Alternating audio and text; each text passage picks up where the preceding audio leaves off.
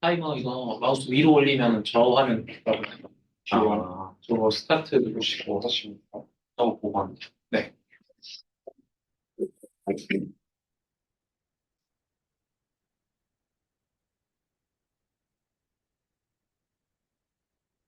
네, 발표 시작하겠습니다.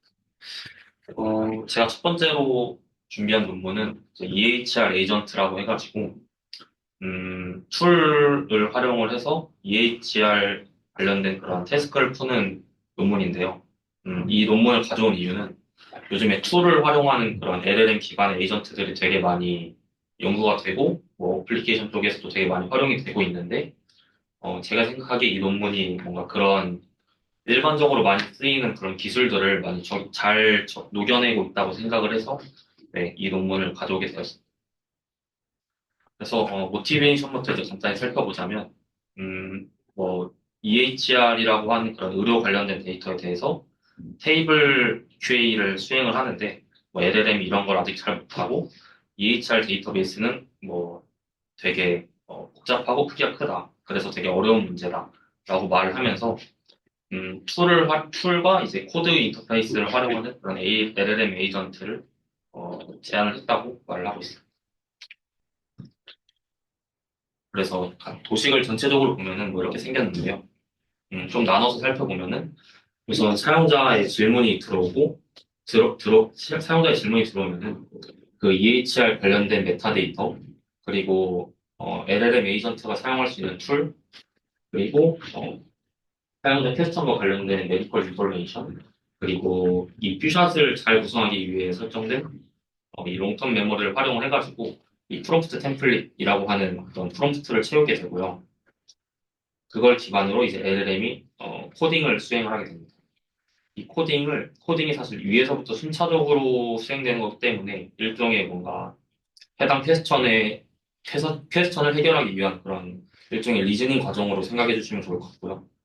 이렇게 코딩을 수행하면은 뭐 한 번에 잘 수행될 수도 있고 이런 식으로 에러가 발생할 수도 있는데 이 에러를 기반으로 해서 이전에 생성한 그러한 리즈닝 그러니까 이 코드를 수정하는 작업이 이제 이 피드백 파트입니다.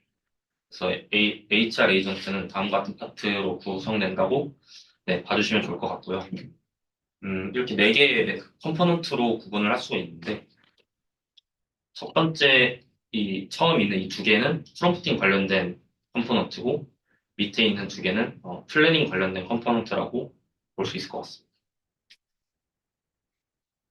그래서 위에 있는 프롬프팅 관련된 걸 보면은 이전에 말씀드린 그 LLM 에이전트에 직접적으로 들어가는 다음과 같은 프롬프트 템플릿을 채우기 위한 그런 메소드라고 생각할 수 있을 것 같고요. 여기 첫 번째 있는 그 메디컬 인포메이션 인테그레이션이라고 하는 부분은 사용자의 질문과 관련된 메디컬 논리지를 이제 생성을 해서 이 다음 같은 초록색 파트에 채워넣는 그러한 컴포넌트고 두 번째 이 데몬스트레이션 파트 같은 경우에는 저희가 보통 LLM한테 뭔가 어, 단일 퀘스천을 주는 것보다 일반적으로 퓨샷을 주면 되게 성능이 올라간다는 그런 내용이 많잖아요.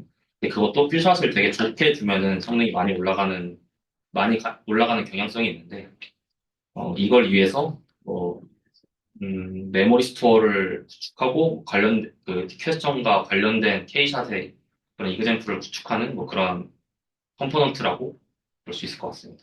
그래서 하나하나 조금 더 자세히 말씀을 드리면은 처음에 메디컬 인포메이션 인테그레이션 같은 경우에는 사용자 질문과 관련된 메디컬 인포메이션을 이제 LLM 에이전트한테 입력을 넣는 것을 목표로 하고 있고요.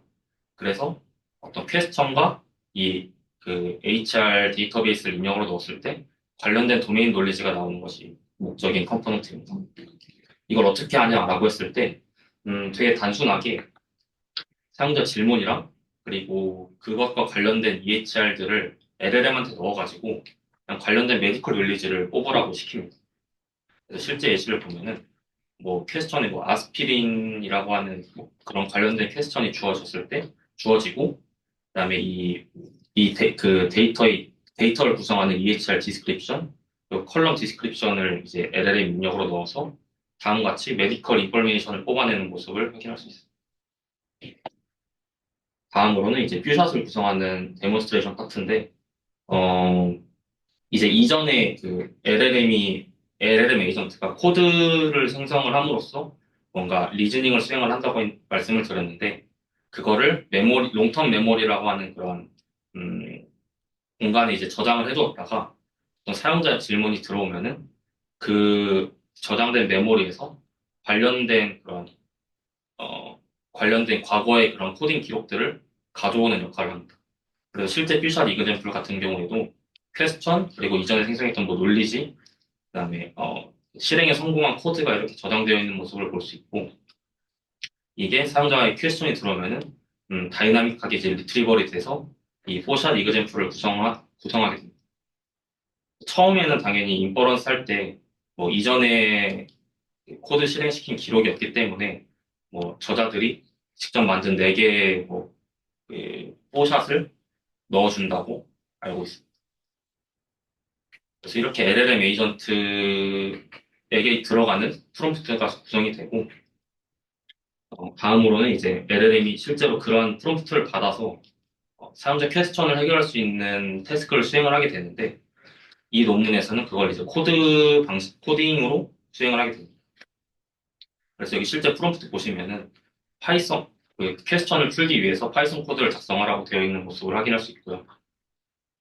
이렇게 LLM, EHR 에이전트가 다음 같은 그런 코드를 작성하게 되면은 이 코드를 실행할 수 있는 그런 익스큐터를 둬가지고 이 코드를 실제로 수행을 하게 됩니다.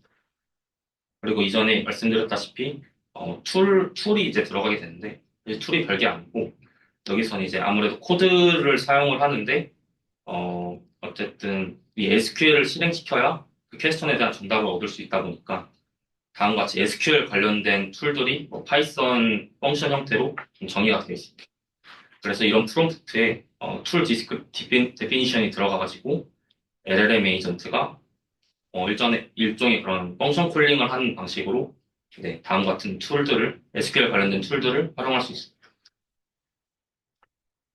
근데 이제 플래닝을 하다 보면, 그러니까 코드를 짜다 보면 이런 식으로 에러가 날 수 있잖아요. 그 에러를 뭐 일종의 리플렉션 느낌으로 그 에러를 반영해서 플래닝을 수정하는 그런 방법론이 디버깅 메소드인데, 그냥 에러를 바로 EHR 에이전트한테 던져서 에러를 수정하도록 하는 게 아니라 하나의 이제 디버거라고 하는 LLM을 또 다시 둬가지고 이 에러가 왜 발생했고 뭐 어떤 식으로 틀렸는지를 생성하도록 한 다음에 그걸 EHR 에이전트에 둬서 어, 코드 수정을 조금 더 잘하게 하자라는 게 이 해당 컴포넌트의 모티베이션이라고 볼 수 있습니다.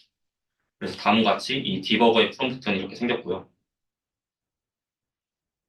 네, 그래서 실제 예시를 보면은 뭐 이렇게 되어 있는데 하나씩 보면은 일단 퀘스천이 주어지면은 첫 번째 컴포넌트 이 메디컬 인포메이션을 또 다른 LLM이 생성을 해가지고 이 프롬프트에 들어가고 그다음에 롱텀 메모리로부터 그 해당 퀘스천과 관련 있는 그러한 실행 결과들이 이 프롬프트에 들어가게 됩니다. 그러면 이 EHR 에이전트는 뭐 이 퀘스천을 풀기 위해서 코딩을 쭉 하게 되고 이 코드가 이제 이런 식으로 틀릴 수가 있는데 이 틀린 그 발생한 에러를 바탕으로 또 다른 LLM한테 넣어서 뭐 이 에러를 해결하려면 어떻게 해야 되냐라는 그런 내용을 생성하게 되고 다시 EHR 에이전트에 들어가서 그걸 반복함으로써 좀 그러니까 코딩을 개선하는 네, 그런 순서로 EHR 에이전트가 동작한다고 볼 수 있을 것 같습니다. 네, 좀 시간이 없어서 좀 빠르게 말씀드리면은 다음 같은 데이터셋에 대해서 실험했고 GPT-4를 썼고요. 음, 여기서 좀 주목할 만한 점은 기존에 되게 베이스라인이 많은데 보시면 다 성능 향상폭이 엄청 크거든요. 그래서 되게 성공적으로 결과가 나왔다라고 요약할 수 있을 것 같습니다. 그리고 이거는 뭐 그 데이터셋에서 난이도별로 조절했을 때 성능이 어떻게 나왔냐를 측정한 건데 오른쪽으로 갈수록 난이도가 높은 거고 이거 같은 경우에도 뭐 음, EHR 에이전트가 그냥 난이도가 높아져도 다른 메소드에 비해서 전반적으로 잘한다 정도로 네, 요약할 수 있을 것 같습니다. 근데 왜 난이도가 이렇게 올라가요? 아니, 그러니까 난이도가 높아지는데 성능이 급격하게 또 좋아지네요? 이게 약간 데이터셋에서 직접적으로 정의한 난이도는 아니고 좀 저자들이 임의로 나눈 그런 난이도인 것 같습니다. 그래서 네, 실제 난이도라고 표현하기는 어려운데 음, 네. 그래요. 네. 자판 세팅에서 좀 잘한다 정도 네, 봐주시면 네. 네, 괜찮으시면 이게 뭐, 이게 뭐, 저기 뭐, 그 GPT-4를 쓴 거는 뭐 그냥 프롬프트 엔지니어링으로 승부를 본 거죠, 그러면? 네, 네, 맞습니다. 네, 네, 네. 네, 그러면은 다음 논문으로 넘어가겠습니다. 이게 어쨌든 답이 다 명확하게 정해져 있는 네, 네, 네, 테스트라고 맞습니다. 보네. 네, 맞습니다. 그렇습니다. 다음 논문은 퍼포먼스 가이디드 LLM 놀리지 디스플레이션이라는 논문인데, 아마존에서도 쓴 논문이고, 그 텍스트 클래시피케이션 문제에서 LLM의 그런 디스틸레이션을 활용을 해서 성능 향상을 시키자가 주제인 이제 논문이고요. 메소드도 이제 되게 간단한데, 그 저희가 클래시피케이션 태스크에서 이제 그 학습을 시키고자 하는 스튜던트 모델이 이제 클래시파이어라고 두면은 보통 이제 LLM의 논리지를 사용한다 하면은 뭔가 프롬프팅을 통해서 되게 많은 합성 데이터를 만든 다음에 그걸 기반으로 클래시파이어를 학습을 시키잖아요.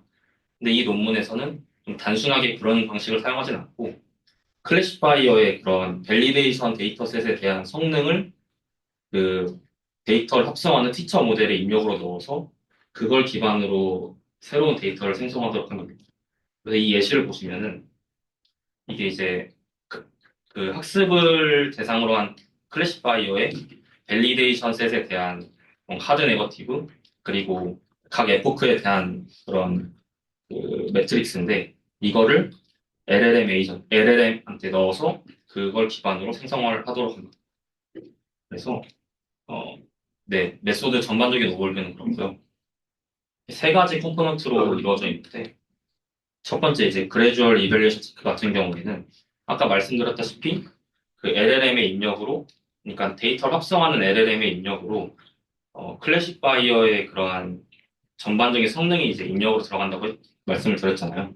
그래서 여기 이 붉은 글씨로 표시된 부분을 보시면은 오른쪽에 붉은 글씨로 표시된 그런 걸 보시면 어 클래시피케이션 리포트 온 밸리데이션 셋이라고 해가지고 클래시파이어의 그런 어큐러시, 프리시즌 리콜 F1의 그런 정보를 넣어주고 그다음에 일부 맞힌 샘플에 대해서도 넣어주고 일부 틀린 샘플에 대해서도 넣어주고 그다음에 틀린 샘플인데 컨피던스가 높은 샘플들에 대해서도 넣어줌으로써 이 LLM이 뭔가 데이터를 새로 생성할 때 이런 정보들을 좀 참조할 수 있도록 네, 가이드를 해줍니다. 그래서 퍼포먼스 가이드라는 이름이 붙여진 것 같고요. 그러면은 아까 말씀드렸던 하드 네거티브는 어떤 식으로 구성이 되냐? 이건 되게 간단한데 그냥 스튜던트 모델, 그러니까 클래시파이어의 컨피던스가 높지만 클래시피케이션이 잘못된 샘플들을 이제 넣어주게 됩니다. 그래서 이거는 뭐 하이퍼 파라미터로 16개를 기준으로 해서 뭐 가장 높은 컨피던스를 가진 16개의 샘플을 이제 넣어주는 걸로 생각해 주시면 좋을 것 같습니다. 그리고 얼리 스타핑은 사실 저희가 아는 일반적인 얼리 스타핑이어가지고 네, 추가 설명 없이 넘어가도록 하겠습니다. 그래서 전반적인 파이프라인을 다시 보자면 그 스튜던트 모델, 그러니까 클래시파이어한테 이제 시드 데이터를 가지고 처음에 트레이닝을 시킨 다음에 각 에포크마다 밸리데이션 데이터셋에 대해서 평가를 시키면서 맞은 거, 틀린 거, 하드 네거티브, 그리고 그 밸리데이션 데이터셋에 대한 전반적인 성능을 그 티처 모델 LLM한테 입력으로 놓고 그걸 기반으로 생성된 데이터를 계속 이제 에포크마다 추가 학습하는 그런 방식으로 구성이 되어 있습니다. 네, 이전에 설명드린 것과 동일한 알고리즘이고요. 실험은 뭐 그 다음과 같은 데이터셋에 대해서 진행을 했는데 이전에 말씀드린 그 시드 데이터, 그러니까 초기 학습에 활용되는 데이터는 1000개의 그런 데이터 포인트를 사용을 했다고 말을 하고 있고, 클래시파이어는 버트 쓰고, LLM은 이제 클로드 3 소넷을 사용을 했습니다.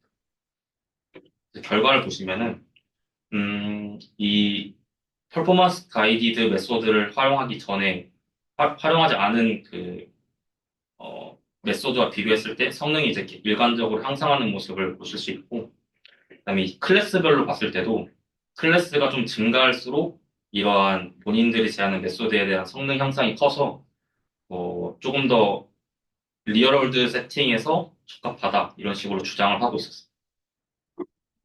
그리고 여기는 소타는 모든 데이터를 활용한 그런 이 소타는 이 데이터셋에 대해서 가장 좋은 성능을 뽑은 그 결과인데 이 소타와의 결과보다 좋지는 않지만 뭐 점점 줄어들고 있다라고 이제 설명을 하고 있습니다. 그리고 뭐 또 다른 경향성을 아니, 살펴보자면 잠깐만. 소타가 뭐라고요?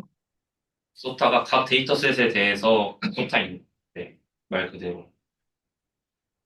그게 무슨 말이에요? 각 데이터셋에 대해서 소타. 아니, 걔보다 못하다는 게 왜 정당화가 돼야 돼요? 여기서 이제 풀샷이라고 되어 있는 파트들이 있는데 아무래도 이 논문에서 제안한 세팅에서는 실제 데이터 포인트를 1000개 정도밖에 사용하지 않다 보니까 좀 불리하다고 네, 볼 수 있을 것 같습니다. 왜 그렇게 해야 돼요? 그, 버트 베이스라는 그냥 티피컬한 클래시파이어가 있을 때, 걔에다가 뭐, 왜 1000개만 학습 데이터를 줘야 되는 상황이 정당화될 수 있죠? 이 논문에서 말하기로는 아무래도 리얼월드 세팅에서는 라벨링된 데이터가 많이 없고 뭐 클래스가 많은 경우가 되게 많은데 그 경우에 뭐 본인들의 메소드가 정당화될 수 있다고 주장을 하는 것 같습니다. 근데 실험은 풀샷으로도 할 수 있는 건 아닌 건가요, 혹시?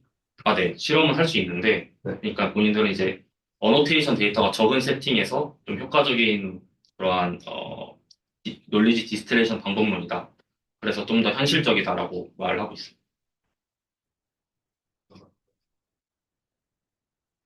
그래서 1000개로 제한을 한 것 같아요.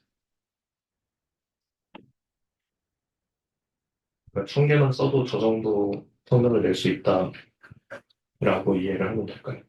음, 1000개만 썼을 때, 일단 뭐, 논리지 디지털레이션 방법을 적용했을 때, 하지 않았을 때보다 성능이 올라갔고, 네. 클래스 개수가 많을 때가 조금 더 리얼월드에 가까운데, 그 리얼월드에 가까울수록 소타와의 디퍼런스가 많이 줄어든다. 이거 좀 더, 현실적인 세팅에서 효과적이다라고 주장을 하고 있어요. 네, 알겠습니다.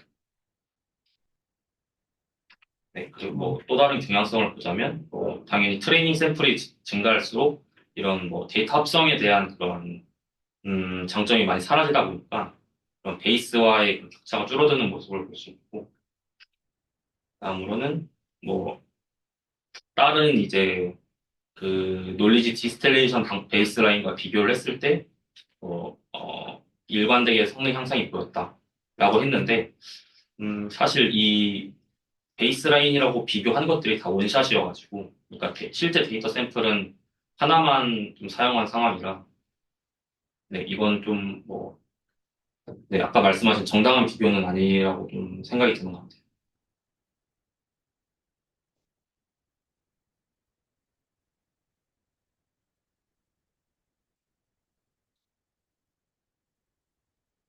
네, 혹시 괜찮으시면 다음 논문으로 넘어가겠습니다.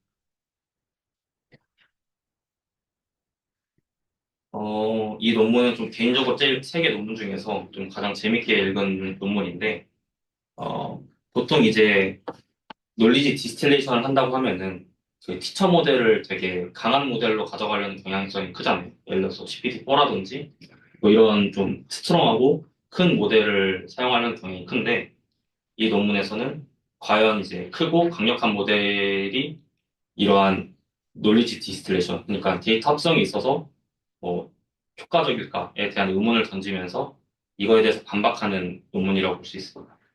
그래서 여기에서 핵심 리서치 퀘스천은 이러한 그 베스트 티처는 가장 뭐 크고 강력한 모델이 아니라고 말을 하면서 그러면 어떤 모델이 효과적이고 우리는 어떤 방법으로 이러한 효과적인 그러한 티처 모델을 선택할 수 있을까에 대해서 네, 실험적으로 좀 그 보인 그런 논문이라고 볼 수 있습니다. 그래서 이, 첫 번째로는 그 라지 리스폰스 제너레이터, 그러니까 큰 티처 모델이 항상 이 베이스 모델에 대해서 그러한 데이터 합성이 있어서 효과적인 데이터를 합성하는 것은 아니다라는 것을 보이는 그런 실험이고요. 음, 여기서 이제 그 세팅에 대해서 좀 말씀을 드리자면 학습 데이터 같은 경우는 이제 100K 인스트럭션 데이터를 활용을 했고 그다음에 그 보통 인스트럭션 튜닝을 한다고 하면은 인스트럭션과 앤서 이렇게 두 가지 페어로 구분이 되는데 인스트럭션은 이 데이터셋에서 가져오고 그다음에 앤서 같은 경우에는 리스폰스 제너레이터, 그러니까 티처 모델의 답변으로 이제 구성을 했습니다. 이 논문에서는 이 리스폰스 제너레이터를 20개로 가져가고 있고 그 인스트럭션 데이터를 가지고 학습이 되는 베이스 모델은 다음과 같은 5개 모델로 설정을 해놨습니다. 그리고 이렇게 학습을 한 다음에 이제 평가를 해야 될 텐데 이 논문에서는 이 알파카 이별이라고 하는 벤치마크와 아레나 하드라고 하는 벤치마크를 활용을 했고 두 벤치마크 같은 경우에는 GPT-4 터보랑 GPT-4 0314로 생성된 그런 앤서랑 그 LLM 젖질 활용을 해가지고 이러한 윈레이트를 계산하는 그런 방식입니다. 결과를 보시면은 음, 이 위에가 이제 베이스 모델이고 이 아래가 그 티처 모델, 그러니까 그 리스폰스 제너레이터라고 볼 수 있는데요. 이제 보시면은 각각의 그래프 단위로 보시면은 이제 젠마2 그리고 이 퀸 2.5가 가장 좋은 성능을 보이는 것을 알 수 있고 그다음에 꼭 그 크기가 큰 모델이라고 해서 좋은 성능을 보이는 건 아니거든요. 예를 들어서 뭐 젠마2 9 빌리언이 27 빌리언을 이기고 뭐 여기 라마 3.1 405 빌리언도 있는데 다른 작은 모델에 비해서 성능이 안 나오는 모습을 볼 수 있습니다. 그래서 이 논문에서는 이거를 라저 모델 그 패러독스라고 보고 있는데 꼭 이제 큰 모델의 그러한 리스폰스 제너레이터가 생성하는 것이 어, 항상 베이스 모델의 그런 인스트럭션 팔로잉 캐퍼빌리티를 무조건 더 잘 향상시키는 것은 아니다라고 주장을 하고 있고요. 뭐 또 다른 점은 이제 퀸2 이제 1.5 빌리언이랑 뭐이 2.5, 3 빌리언, 그다음에 젠마2 2 빌리언짜리 그 그래프를 봤을 때 합성한 모델이랑 그러니까 티처 모델이랑 스튜던트가 같은 모델 패밀리일 때 성능이 조금 더 향상됐다라고 이제 보이고 있습니다. 그리고 이거는 이제 다른 데이터셋에 대해서 학습을 해서 뭐 라마 3.1, 미니트론 4 빌리언이라고 하는 베이스 모델에 대해서 실험을 한 건데 이 논문에서는 뭐 보통 GPT-4가 데이터 합성이 많이 활용이 되는데 뭐 다른 오픈 소스 모델로 그러한 합성 데이터를 생성을 하고 이 베이스 모델 학습시켰을 때 이 GPT-4로부터 나온 결과를 이겼다라고 보이고 있습니다. 그래서 여기서 알 수 있는 거는 모델의 크기가 크다고 해서 그 베이스 모델의 인스트럭션 팔로잉 캐퍼빌리티를 항상 더 잘 높이는 건 아니다라는 걸 이제 알 수 있었는데 그럼 여기서 드는 의문점은 그럼 우리가 이제 리스폰스 제너레이터를 선택을 할 때 어떤 기준으로 선택을 해야 되냐? 라는 이제 의문이 드네요. 이거에 대해서 이제 저자들은 뭐 아까 말씀드린 라저 모델 패러독스가 발생한 이유가 이런 리스폰스 제너레이터랑 베이스 모델 간의 컴패티빌리티가 부족하기 때문이다 라고 말을 하고 있는데요.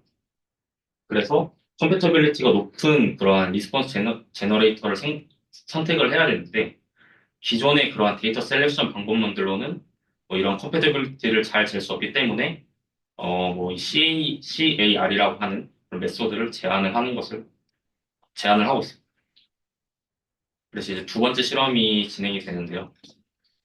이 실험에서는 아까 그 팔로잉 퀘스천에 나왔다시피 일단 캐퍼빌리티가 그 컴패터빌리티가 그 인스트럭션 팔로잉 캐퍼빌리티를 높이는 데 중요하다라는 걸 증명을 하고 본인들이 제안한 메소드가 그런 컴패터빌리티를 잘 측정한다라는 것을 보이는 실험이라고 볼 수 있습니다. 그래서 그 어떠한 데이터 셀렉션 메소드가 실제로 그 리스폰스 제너레이터의 그런 효용성을 잘 측정하는지를 판단하기 위해서 다음과 같은 매트릭스를 이제 제안을 하는데요.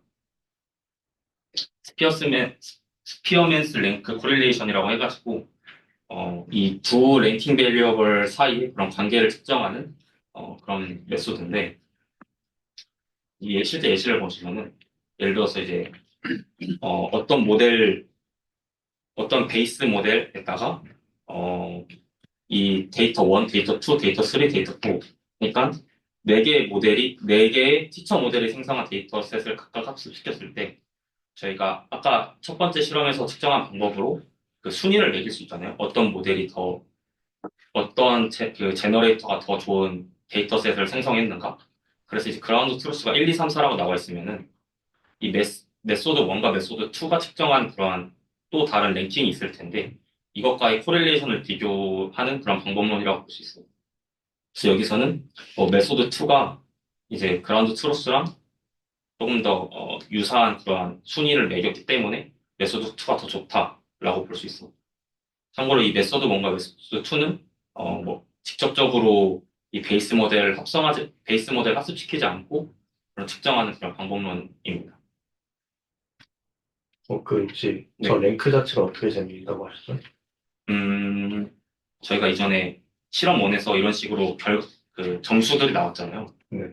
그래서 아까 그 데이터 1, 데이터 2가 이 하나의 그 Y축, 요 그래프, 막대 그래프라고 보시면 되는데, 뭐, 이 퀸 2.5, 3빌리언 같은 경우에는 1등이 이제 퀸 2.5, 3빌리언, 그 다음에 72빌리언, 뭐 이런 식으로 랭킹이 매겨줄 수 있잖아요. 각 네. 막대마다. 네. 그래서 그거를 가지고 이제 그라운드 소스가 설정이 됐고, 그 다음에 이 그라운드 트러스는 실제로 베이스 모델 학습시켜서 측정한 그러한 랭킹인데, 메소드 1과 메소드 2는 그걸 예측하는 방법론들이고, 그걸 예측했을 때 그러한 랭킹 베리어블이랑 비교를 해가지고, 네, 예측한다는 게 랭킹을 예측하는 건가요? 네, 맞습니다. 음, 뭐 메소드의 예시가 네, 여기 베이스라인 메소드가 뭐 이런 식으로 되어 있는데, 네. 예를 들어서, 라마 3.1이 생성한 데이터 하나가 있고, GPT-4가 생성한 데이터가 있는데, 이제 예를 들어서 퍼플렉시티로 그걸 순위를 잰다라고 하면은 퍼플렉시티 기준으로 했을 때 GPT-4가 성능이 더 효용성 있는 데이터셋이고 라마에서 생성한 데이터가 효용성이 더 적은 그 데이터셋이다라고 판단을 할 수가 있잖아요. 이 베이스라인 메소드를 가지고 그러면은 이제 GPT-4가 생성한 데이터는 랭킹 1이 되는 거고 라마가 생성한 데이터는 랭킹 2가 돼서 그 그라운드 트러스랑 이제 비교를 할 수 있게 됩니다. 네. 죄송한데 피규어 아까 네, 막 돼 있는 피규어에서 그 베이스 모델이 저 모델을 리스폰스 제너레이터로 사용했을 때 네, 네, 성능 네, 하셨었나요? 네. 아, 네. 알겠습니다. 그래서 이 막대 하나가 이제 데이터 1, 데이터 2 이런 식으로 봐주시면 될 것 같고 네. 그래서 뭐 이러한 베이스라인 메소드들이 존재하는데 이거는 이거는 뭐 성능이 떨어진다라고 말을 하면서 저자들은 이 compatibility adjust reward라고 하는 메소드를 제안을 하고 있고요.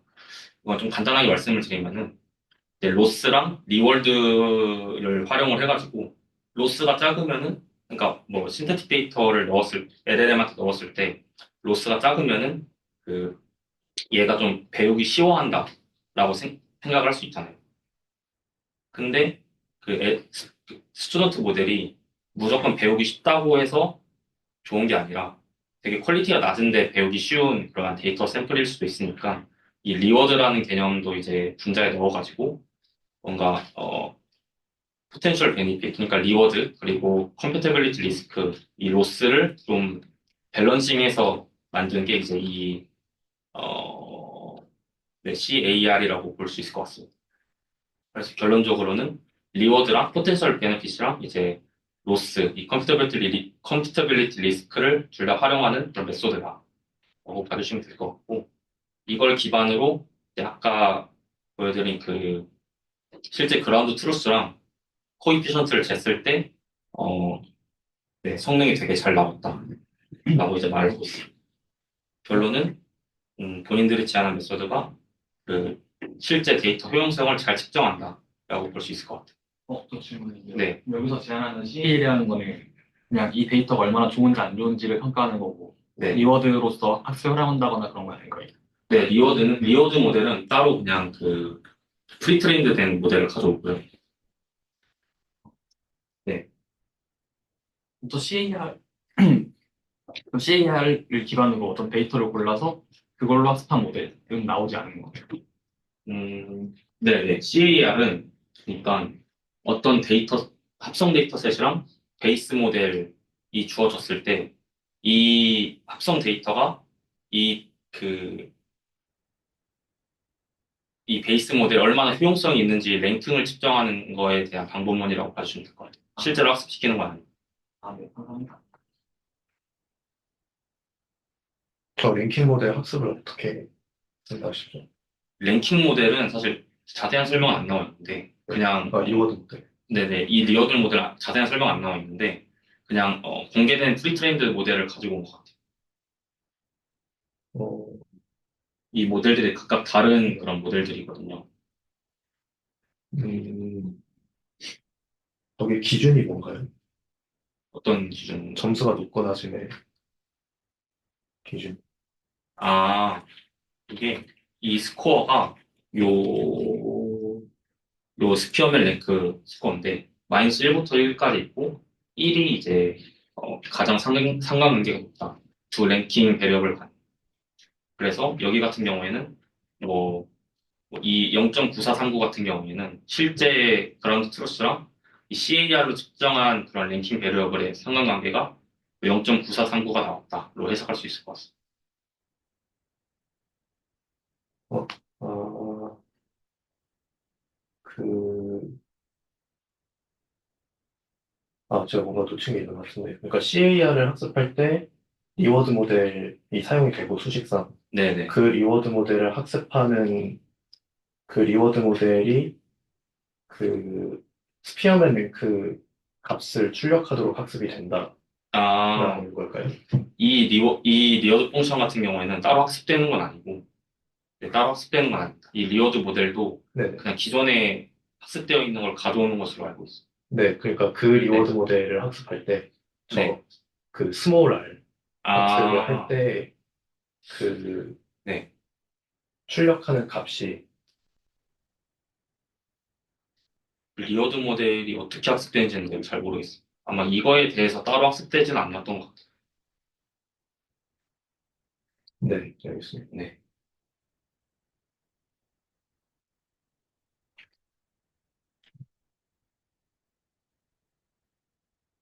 네, 혹시 질문 더 없으시면 여기서 마치도록 하겠습니다. 질문해도 돼요? 네, 당연히. 그 데이터, 그러니까 저 CAR이라는 걸로 샘플 단위로 CAR을 적용한 다음에 나중에 높은 것만 학습한다거나 하는 시험도 해볼 수 있잖아요. 네네. 그런 건 따로 없을까요? 네네. 그냥 여기서 분석하고 딱 끝이었습니다. 네, 감사합니다. 네. 그리고 이게 데이터 샘플 단위로 한다기보다는 아까 데이터 포인트가 그 데이터 셋이 20개 있는데 이게 그 피처 모델 20개에서 뽑아낸 그 각각의 데이터 셋이거든요. 네. 그래서 데이터 포인트에 대해서는 딱히 말이 없었던 것 같아요. 그러면 피처 모델 하나에 대해서 데이터셋이 하나 나왔다 치면은 네네. 그 안에 샘플이 100개 있다 치면은 그거 각각에 대해서 CAR을 준 다음에 맞아요. 평균해서 쓰는 거예요. 네네네. 네. 감사합니다.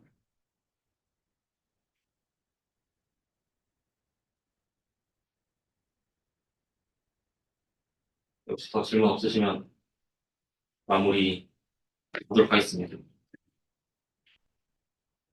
끝내도 될까요? 네. 네, 감사합니다.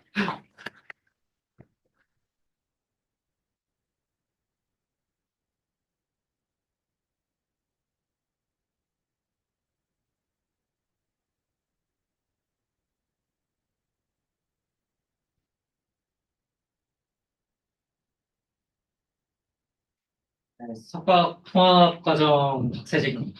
제가 오늘 준비한 논문은 첫 번째 논문은 욜로 1에서 10까지를 리뷰하는 논문이고요. 두 번째 논문은 욜로 9, 세 번째 논문은 욜로 10에 대해서 준비를 했습니다. 그래서 첫 번째 논문에서 한 20분 정도 진행하고 나머지 논문은 5분씩 진행하면 될 것 같습니다. 첫 번째 논문이 욜로 버전 1, 2, 욜로 버전 10, The fastest and most accurate real-time object detection systems 논문에서 보면은 욜로와 관련해서 다양한 논문들이 나왔습니다. 이 중에서 한 6개 정도는 시브펠에 붙었고, 한 개 ICCV, 한 개 ECCV, 한 개 뉴립스에 붙은 논문들이 있고요.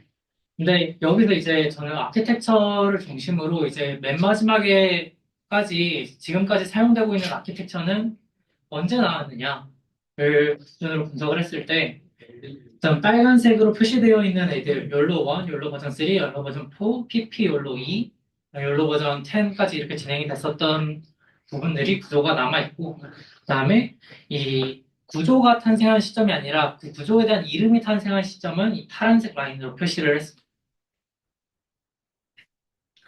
그럼 먼저 죄송한데, 이름이 탄생한 시점이 파란색이라고 하셨죠? 네, 백본이 일렌이라는 걸 쓴다라고 하면 그게 네. 어느 어느 논문부터 쓰였느냐를 중심으로 보면은 파란색 라인 논문을 확인하면은 그 시점에 쓰였습니다. 헤드는 어떤 모델을 쓰고 이런 부분에요. 그래서 그러니까 뭐 어떤 건 아카이브에서 먼저 쓰였다가 나중에 학회에 발표되고 이런 식으로 된 부분도 있고 하더라고 보면 됩니다. 그래서 이 중에서 4편이 스트럭처에 대한 주요 학회에 붙었더라면 한 2편 정도는 스트럭처에 대해서 제한이 됐지만 마지막까지 사용이 되지 못한 형태고 나머지 3편 정도는 속도를 올리는 형태의 논문으로서 학회에 붙었었습니다. 저 욜로라는 거가 네. 다 한 그룹에서 쓴 거야? 이런 거 좀 다르고. 다 다른 사람들. 음, 근데 왜 욜로라고 붙인 거지? 구조를 욜로 1에서 사용했었던 구조를 계속 쭉쭉쭉 가져가기 때문에 욜로를 썼어요. 누구 먼저 숫자 올리라고 하고. 그냥 마음대로 쓰는 것 같습니다.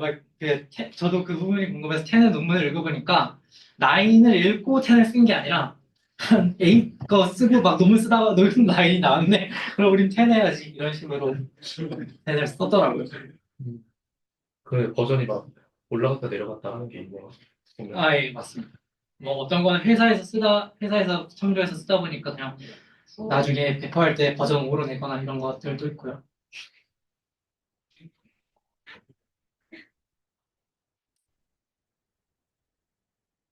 욜로 처음 15년도에 나왔었던 욜로는 You Only Look Once라 그래가지고 원 스테이지 오브젝트 디텍터입니다. 그래서 바운딩 박스 그 시절에 원 스테이지, 투 스테이지 해가지고 바운딩 박스랑 클래시피케이션 관련해가지고 따로 학습을 먼저 따로 단계를 두느니 아니 같이 하느니 그와 관련된 내용인데 이 욜로에서는 한 번에 하는 형태를 취했다고 생각하시면 됩니다. 방법에 대해서 설명을 드리자면은 이 왼쪽에 있는 것처럼 먼저 이미지에 대해서 일정 크기의 그리드 단위로 나눠주게 되고요. 또 각각의 그리드별로 2개나 B 타임즈의 바운딩 박스를 프리딕션을 해가지고 사용을 하게 됩니다. 이렇게 프리딕션된 바운딩 박스를 바탕으로 IOU를 계산을 해서 예를 들어서 이 타겟이랑 여기에 계산된 애랑 오버래핑된 부분이 어느 정도인지 그다음에 전체 유니온은 얼만큼의 크기가 되는지를 기반으로 IOU를 계산한 다음에 이거를 클래시피케이션에 대한 probability인 C와 곱해줘서 confidence score를 만든 다음에 IOU를 타겟으로 해가지고 학습을 하게 됩니다. 여기서 물론 타겟과 관련해서 이제 그리드와 관련해서 언제 이 타겟을 쓸 것이냐라고 하면은 실제 오브젝트의 센터에 해당되는 그리드가 그 역할을 담당하도록 했고요. 그리고 이 IOU가 수없이 많이 생길 수 있는데 그중에 어떤 걸 활용할 거냐라는 부분에 대해서는 나온 맥시멈 서프레션이라고 해가지고 그 특정 이 컨피던스 스코어가 1점 이상인 부분을 쓴다든지 중복에 대해서는 제거해서 가장 좋은 것만 쓰다든지 하는 부분들이 조정이 되었습니다. 그래서 학습에는 최종적으로 세 가지 루스가 사용이 됐습니다. 로컬리제이션, 클래시피케이션, 컨피던스가 사용이 됐는데요. 로컬리제이션 같은 경우는 이 바운딩 박스가 실제 오차가 얼마나 되는지에 대한 L2 루스를 줬다고 생각하시면 되고, 클래시피케이션 같은 경우에는 이 그리드에 대해서 각각의 그리드의 클래시피케이션 루스를 줬다라고 생각하시면 됩니다. 컨피던스는 이 전장에서 설명한 부분과 동일합니다. 그래서 컨피던스와 관련해가지고는 그 실제 오브젝트가 있는 경우도 있고 없는 경우도 있는데 없는 경우에 대해서는 좀 웨이트를 적게 주는 형식으로 해서 학습을 해서 안정성을 찾았다라고 합니다. 그래서 이러한 욜로 1에서 제한된 구조를 살펴보게 되면은 왼쪽처럼 단순화시킬 수 있습니다. CNN 구조를 사용을 해서 이런 네트워크 통과하는데 이 중에서 이제 변화하는 부분에 대해서 좀 얘기를 나눠보자 하면은 헤드 부분에 대해서 글로벌 컨텍스트를 뽑아내는 부분을 풀리 커넥티드 레이어로 사용을 했었고, 그다음에 백본에 해당되는 부분은 다크넷의 가장 기본적인 구조를 사용했고, 그다음에 그냥 레즈넷 유사한 부분이라고 생각하시면, 아니 레즈넷이 아니라 그냥 뉴럴 네트워크라고 생각하시면 돼요. 그리고 로스와 관련해서 앵커 프리 오브젝티브니스를 사용을 했는데 이 당시에 앵커 프리 오브젝티브니스 그러니까 딱히 크기가 정해져 있는 그리드가 아니라 여러 가지 그리드를 학습할 수 있는 형태로 사용을 했었던 방법이긴 하지만 각 그리드당 2번 정도만 프리딕션을 하는 거에 한계점이 있었고 그다음에 어떠한 타겟이 있었을 때 그 타겟의 오브젝티브의 센터가 포함된 그리드만 해당하는 바운딩 박스를 프리딕션 했었다라는 한계점이 있었습니다. 그래서 이러한 한계점을 가진 욜로 버전 1에서는 작은 오브젝트에 대해서 검출이 잘 안 되는 한계점이 있었어서 그 부분을 욜로 버전 2에서는 앵커 베이스로 수정을 해서 해결을 합니다. 앵커 베이스로 수정을 해서 해결했다는 것은 그 실제 데이터에 대해서 바운딩 박스 크기들에 대해서 클러스터링을 한 다음에 가장 주요한 사이즈를 골라서 그 정해진 사이즈에 대해서만 프레딕션을 하도록 한 것입니다. 그 외에도 차이점은 그 클래시피케이션을 그리드 단위로 했었는데 그걸 이제 박스 단위로 하는 형태로 변화가 생겼습니다. 그리고 이제 기존의 욜로 버전 1에서는 하나의 레졸루션을 받을 수 있었던 이유가 풀리 커넥티드 레이어를 사용했었는데 이 부분을 CNN 구조로 바꾸고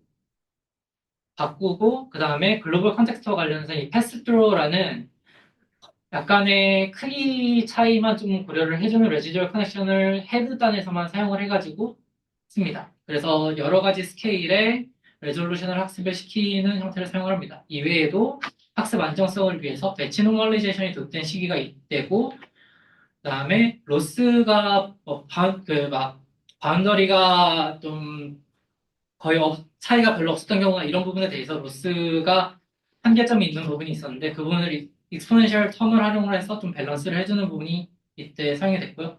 그리고 이미지넷을 통해서 프리트레인드 되는 해서 사용을 하는 부분도 이 욜로2에서 적용을 했었습니다.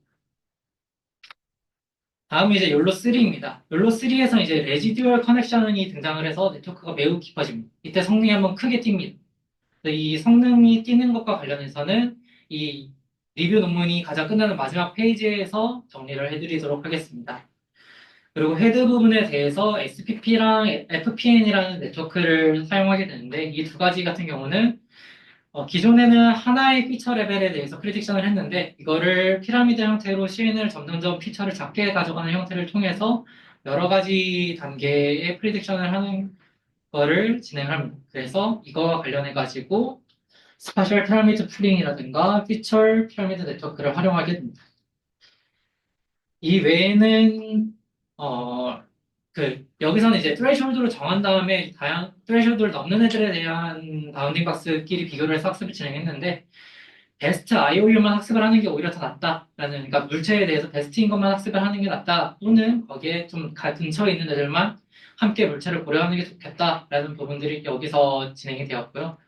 그다음에 여기서 앵커 베이스가 약간 업데이트된 부분은 바운딩 박스를 구하기 위해 클러스터링을 했었는데 에볼루셔널 알고리즘을 통해서 좀 더 좋은 바운딩 박스 사이즈를 구했었다라는 부분이 있습니다. 그 외에도 곁가지로 가우시안 욜로 버전 3에서는 프리딕션을 할 때 가우시안 형태로 프리딕션을 하면은 이건 또 도움이 되지 않을까라는 부분이 논문으로 나오기도 했습니다.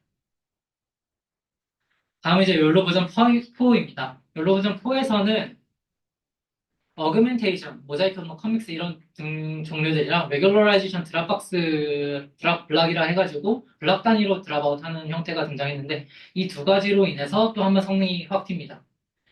그 외에 적용된 부분은 이제 펜 헤드라 그래가지고 기존에 여기서 이제 피라미드 형태로 쭉 줄어드는 형태가 됐었다면 이거 다시 늘려놓고 학습을 합니다. 늘리는 형태를 또 뒤에 추가를 해서 학습을 합니다.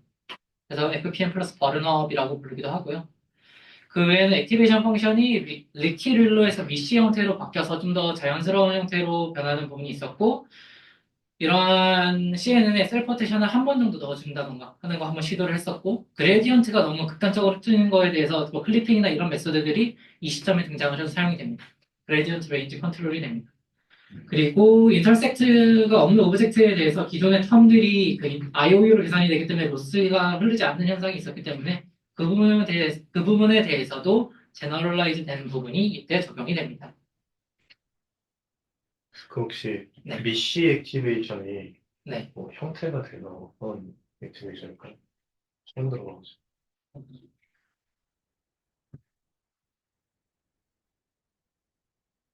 대략 그 릴루인데 밑에 부분이 이렇게 약간 튀어나왔어요. 좀 찾아서 보시면 될 것 아, 같아요. 네네.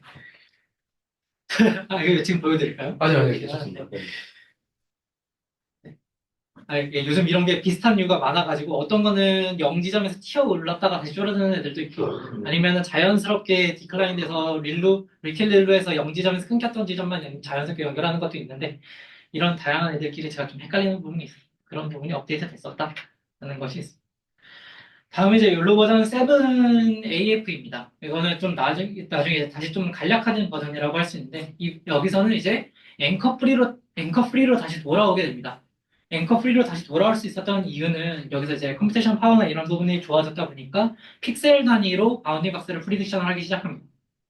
그래서 이러한 픽셀 단위로 바운딩 박스를 프리딕션을 하기 때문에 더 이상 작은 물체에 대해서 문제가 생기는 부분을 좀 많이 프리딕션을 해서 해결될 수 있기 때문에 방법을 바꾸게 되고요.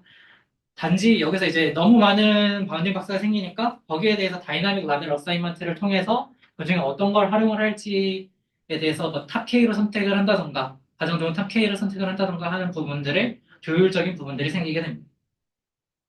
다음은 욜로 얼입니다. 욜로 얼에서는 그 처음에 네트워크의 딕셔너리 형태의 딕셔너리 형태가 아니라 고정된 임베딩을 통해서 통과를 하는 LVM 네트워크를 추가를 해서 헤드 단에 추가로 넣어주게 됩니다. 그래서 좀 더 컴플렉스 버전의 이런 네트워크를 만들어서 진행을 하게 되고요. 그 다음에 욜로 버전 X에서는 이제 이피션시를 좀 높이기 위해서 다이나믹 라벨 어사이먼트를 좀 효율적으로 코드를 만들어 보자 하는 부분이 진행이 됐었고, 스테빌리티와 관련해서는 익스포네셜 무빙 에버리지를 통해서 학습됐던 네트워크를 다른 네트워크에 계속 익스포네셜 무빙 에버리지를 한 다음에 인퍼런스 타임에서는 익스포네셜 무빙 에버리지 된 네트워크만 사용을 하자 하는 부분이 진행이 됐습니다. 그리고 또 디커플 헤드라 그래가지고 헤드와 관련해가지고 클래시피케이션 헤드나 그 바운딩 박스 헤드에 대해서 레이어를 몇 개 뒤에 좀 추가를 해가지고 이 두 개가 좀 분별돼서 학습할 수 있도록 하자라는 부분이 시도되었었고요. 다음 욜로 버전 6에서는 앵커 베이스와 앵커 프리덤을 같이 학습해보자라는 것도 시도가 됐었고, 그 외에는 모델 퀀타이제이션이라고 해가지고 퀀타이제이션을 통해서 이피션시를 올려서 좀 빠르게 인퍼런스하는 시점이 이제 여기에서 진행이 됐었고, 그 외에도 셀프 디스텔레이션이라고 해가지고 모델의 중간에 분기점을 둬가지고 하나는 좀 더 깊게 학습을 하고 하나는 좀 얇게 학습을 한 다음에 디스텔레이션을 주는 형태를 모델 내부에서 구현을 했었다라고 합니다. 다음은 이제 버전 7은 좀 초기에 제한됐었던 버전 7인데요. 이 초기에 제한됐었던 버전 7에서는 펜 네트워크와 LVM을 함께 쓰는 형태였습니다. 그래서 LVM 설명드렸었던 것처럼 그냥 일반적인 임베딩에서 시작하는 네트워크를 하나 추가해서 인풋으로 헤드 쪽에 넣어주는 형태라고 생각하시면 되고요. 또 차이점이 있었던 부분이 여기서 이제 레지듀얼을 좀 더 많이 쓰는 부분들이 생깁니다. 이 CNN 네트워크가 1랜이라는 구조를 사용을 해가지고 좀 덴스넷에 가까운 정도로 레지듀얼 커넥션들을 좀 많이 추가를 해주는 형태를 사용하게 됩니다. 그리고 태스크도 세그멘테이션, 포즈 이스티메이션, 클래시피케이션 같은 요소들을 함께 학습을 시키는 부분을 진행을 합니다. 그리고 트레이닝 스테빌리티를 높여주기 위해서 다양하게 바운딩 박스가 학습이 될 때, 바운딩 박스가 학습이 진행됨에 따라서 다른 클래스로 분별되는 경우가 있어서 이런 부분이 인스테빌리티를 만들 수 있다고 생각을 해서 이 부분에 대한 제약 조건을 넣어주는 부분이 있었고, 그 다음에 이 콜스 디파인 라벨 어사이먼트 같은 경우는 바운딩 박스에서 교차점이 좀 되게 적은 부분이 초반에 발생하게 되는데 이 부분을 고려를 해서 트레이숄드를 초반에 좀 작게 두고 나중에 좀 크게 어렵게 준 형태로 사용하는 부분이 여기서 제한이 돼서 사용이 됐었어요. 다음은 다모 욜로인데 다모 욜로에서는 GFPN이라 그래가지고 또 레지듀얼을 좀 더 복잡하게 주는 형태를 사용을 했었고 그다음에 골드 욜로에서는 트랜스포머 구조를 헤드단에서 사용을 하게 됩니다. 그래서 트랜스포머 구조를 헤드단에서 사용을 하면서 게더링 디스트리뷰션으로 불러서 한번 진행을 해본 부분입니다. 다음은 욜로 버전 9에서는 이제 트레이닝 스테빌리티를 높여주기 위해서 프로그래머블 그레디언트 인포메이션이라 그러면서 트레인 시점에서만 쓰는 억실러리 멀티레벨 리버스블 아키텍처를 사용을 해가지고 이 부분에 대해서는 나중에 추가 논문으로 설명드리도록 하겠습니다. 그래서 이 구조를 통해 학습하는 것을 통해서 좀 더 안정적인 학습을 추구하고자 하였고요. 그 다음에 욜로 버전 10에서는 이 트랜스포머 구조 한 번 더 또 이 CNN 네트워크의 네 번째 스테이지인가에 한번 써보려고 했었던 시도가 있었고 그 외에 이 원투매니의 형태로 계속 프리딕션이 되고 있었기 때문에 바로 인퍼런스 할 때는 이 중에 가장 좋은 거를 선택을 했었어야 됐는데 그럼 그냥 원투원 헤드를 하나 추가를 해서 학습을 하자. 대신에 그 기존의 이전 레이어에 대한 피처는 원투매니로 배우는 게 더 좋으니까 원투원으로 학습하는 애는 스탑 그레이던트 시켜놓고 학습을 시켜놓고 쓰자라는 게 욜로 버전 10이었어. 그래서 욜로 버전 10에서 사용된 백본은 그래서 욜로 버전 7에 사용된 인랜 베이스를 썼고 그다음 맥 같은 경우는 여기 맥 부분에 해당되는 부분은 욜로 버전 4에서 나왔었던 펜 베이스를 사용을 했고요. 그다음에 이 헤드에서 앵커 프리로 학습을 하는 방식은 욜로 버전 6의 2.0 버전에서 나왔었던 버전을 사용한다라고 생각하시면 됩니다. 여기까지 이제 모델에 대한 설명이었는데 혹시 질문 있으면 부탁드립니다. 네, 그래서 성능에 대해서 좀 얘기를 나눠보자면 일단은 버전 1 같은 경우에는 파스칼 데이터만 있었던 시점이기 때문에 넘기도록 하겠습니다. 그러면 가장 처음에 나왔던 건이 버전 2라고 해가지고 21.6% 정도의 성능이 나왔었습니다. 가장 초기에 나왔었던 것이 21.6%이고 여기서 이제 레지듀얼 커넥션이 생기면서 스케일링이 됐었던 시점에 11.4% 정도 성능이 향상이 됩니다. 그리고 욜로 버전 4가 됐을 때 어그멘테이션이나 레귤러라이제이션이 발달하면서 16.7%의 성능 향상이 있고요. 그 외에 자잘한 디테일 로스가 변경된다던가 뭐 디테일한 어떠한 타겟으로 학습을 한다던가 이런 부분들이 향상되면서 버전 7에서 3.5에서 6.9% 정도 성능 향상이 됩니다. 이거는 3.5에서 6.9%라고 한 이유는 이 파라미터의 수가 130에서 좀 이 D6가 좀 더 큰 형태로 알고 있는데 이 사이이기 때문에 3.5에서 6.9로 표현을 해 두었습니다. 뭐 버전이 여러 개 중간에 많이 나오긴 하는데 나머지 디테일에서는 3.5에서 6.9%의 성능 향상이 있는 형태로 보인다. 여러 가지 다양한 방법으로서. 그런 부분이 있었고, 그 외 기타로는 코디 티어에서 VIT를 적용을 해서, FPS는 44 FPS에서 5 FPS 정도로 떨어졌지만, 매우 느린 모델이 됐지만, 성능 자체는 또 9.4% 정도 올릴 수 있었다라는 점을 알 수 있었어요. 그래서 좀 정리를 하자면, 스케일링과 관련된 게 11.4%, 9.4%에서 한 20% 도움이 됐었고, 어그멘테이션, 레귤러라이제이션 관련해서 20% 도움이 됐었고, 그다음에 또 나머지 디테일 10% 정도 도움이 됐었고, 처음에 제안하는 게 20% 정도 영향을 주고 있는 형태로 욜로 모델이 발전해 왔다라는 점을 알 수 있습니다. 다음으로 첫 번째 리뷰 논문에 대한 정리입니다. 지금 모델 옆에 적어주신 게 모델별 점수인 걸까요? 네, 민 AP입니다. 모델별 정확도입니다. 그, 민 에버리지 프레시. 네. 봤을 때 욜로 V4가 49.7이고 네, V10이 53점이라서 점수 차이가 커 보이지는 않는데 네네. 그러면 저기 차이는 그 V7밖에 없는 걸까요?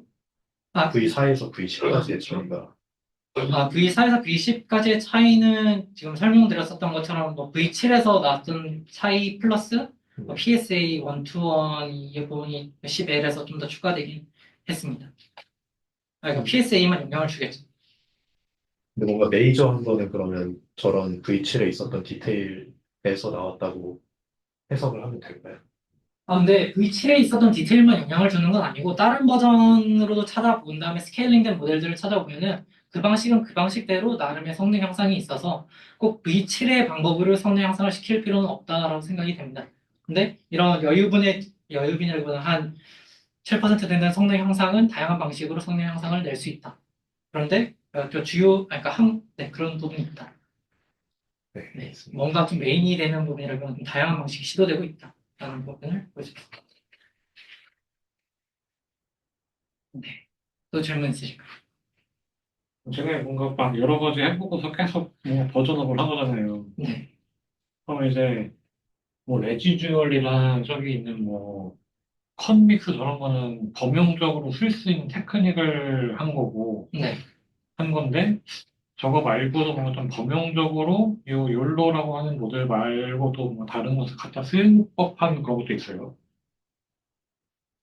음, 얘네가 효율적인 구조에서 이제 어텐션을 넣어보려고 여러 번 시도를 했는데 그 부분이 일반 회사에서 적용이 될 수 있냐는 좀 회의감이 있는 부분이 있어요. 단지 여러 가지 시도를 하고 있는 부분이 나 정도로 봐야 될 것 같습니다. 그래서 그냥 단순히 디테일즈 정도로 얘기를 했고요. 네. 일단은 또 뭐 VIT로 시도하고 있는 그쪽 분류들이 또 성능이 좀 잘 나오기도 하고 제가 또 속도적인 측면은 좀 고려를 잘 못하는 부분도 있습니다. 그러니까 속도를 향상하기 위해서 어떤 구조가 필요한가에 대해서는 좀 미숙한 부분이 있기 때문에 네. 그러면 다음 부분으로 넘어가도록 하겠습니다. 다음은 욜로 버전 9. 욜로 버전 9은 이제 밑에 결과물이 Visualization Result of Random Initialization Weight Output Feature Map인데 그냥 처음에 아무것도 학습시키지 않고 랜덤 웨이팅 상태에서 해당되는 네트워크 구조를 통과하게 되면은 레지넷 구조가 없게 되면은 이런 식으로 아예 아무것도 없어지게 됩니다. 그 랜덤한 웨이트를 열심히 통과하다 보니까 초반에 이미지와 유사한 피처는 뽑히지 않게 됩니다. 이런 데이터 로스가 발생하는 부분이 문제가 된다라는 점을 해결하고자 하였고요. 레지넷에 대해서 레지듀얼만 하나 추가됐을 때의 시점을 살펴보게 되면은 좀 뿌연 현상을 확인할 수 있습니다. 뿌여지는 현상을 확인할 수가 있고 여기서 이제 CSP넷처럼 레지듀얼 커넥션이 좀 많이 추가됐다라고 하면은 좀 나아진 형태를 볼 수가 있고 이 논문에서는 그것보다 더 많이 추가를 해서 좀 더 나아진다라는 거를 보여줍니다. 좀 더 흐릿해진 측면이나 이런 측면이 좀 적어지도록 만든 측면이 있습니다. 이 외에도 물론 학습을 어떻게 하느냐에 대해서도 약간 변화를 주기도 합니다. 그 부분에 대해서는 앞으로 설명하도록 하겠습니다. 그래서 이 부분을 수식으로 정리하면 어떻게 되느냐라고 하면 이 뮤추얼 인포메이션을 통해서 정리를 했을 때 레이어를 통과를 했을 때에는 뭐 같거나 작을 수밖에 없다. 왜냐면은 정보를 처리를 하는 거기 때문에 어떤 형태로. 그래서 이런 식으로 나타낼 수 있고요. 이러한 형태를 학습적으로 어떻게 해결하고자 했는 네트워크 구조나 다른 네트워크 구조나 학습적으로 어떻게 해결하자 하는 시도가 있었냐라고 하면은 리버서블 아키텍처로 해결하는 구조가 있었고 그다음에 억실러리 로스를 주는 구조가 있었습니다.